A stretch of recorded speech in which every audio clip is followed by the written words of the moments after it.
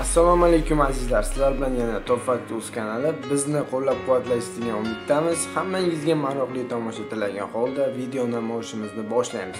Bugungi mavzuyimiz Alibaba Group asoschisi, xitoylik mashhur tadbirkor Jack Ma. Ma Yun 1964-yil 10-sentyabr. Ko'proq Jack Ma nomi bilan tanilgan. Xitoylik tadbirkor, Alibaba Group asoschilari va direktorlar kengashining raisi. Forbes tadbirkorning boyligini 35,8 milliard dollarga baholagan va shu bilan uning Xitoyning eng boy odami va dunyodagi eng boy odamlar ro'yxatida 18-o'rinni egalladi. 1995-yilda u Seattle'ga savdo delegatsiyasi uchun tarjimon sifatida boradi. U yerda uning do'stlaridan biri unga butun jahon tarmog'ini ko'rsatdi. Ilgari kompyuter bilan umuman tanish bo'lmagan Ma o'zining internet kompaniyasini ochishga qaror qildi va rafiqasi va do'sti yordamida zarur bo'lgan $2000 boshlang'ich kapitalni yig'di.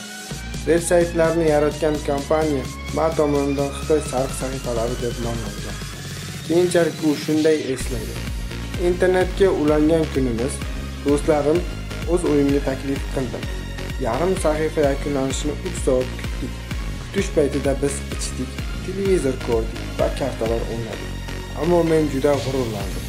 Men mehmonlarimga internet mavjudligini isbotladim.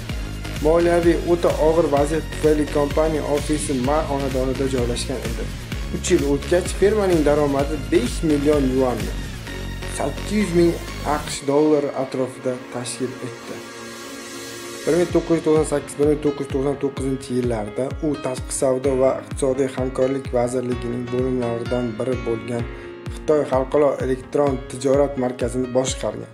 1999-yilda u davlat xizmatini tark etdi va 17 do'sti bilan kichik va o'rta korxonalar uchun savdo maydonchasi sifatida o'ylab topilgan Alibaba guruhini tashkil etdi. Kompaniya tashkil etilishi uchun $60 ming kerak bo'ldi. Bu nom har qanday tilga talaffuz qilish qulayligi va xazinalar haqida ertak bilan umumiy bog'liqligi tufayli tanlangan.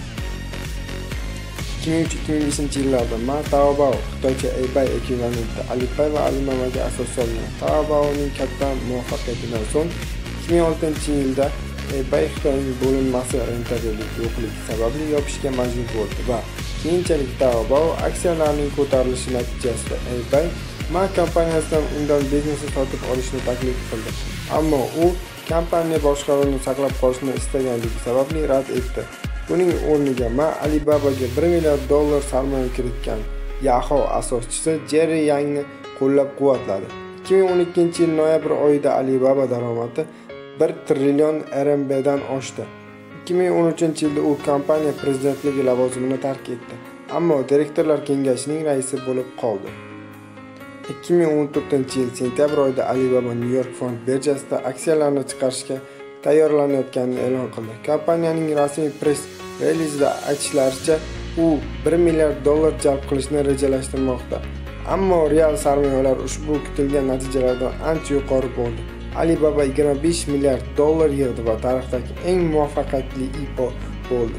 Hozirda $50,8 milliard boyligi bilan dunyo milliarderlar orasida 17-o'rinni egallab kelmoqda. Agar videomiz sizga yoqqan bo'lsa, like bosing hamda kanalga obuna bo'lishni unutmang. Sizlar bilan yaqin daqiqalar ichida Top Facts kanali bo'lib, bizdan uzoqlashmang.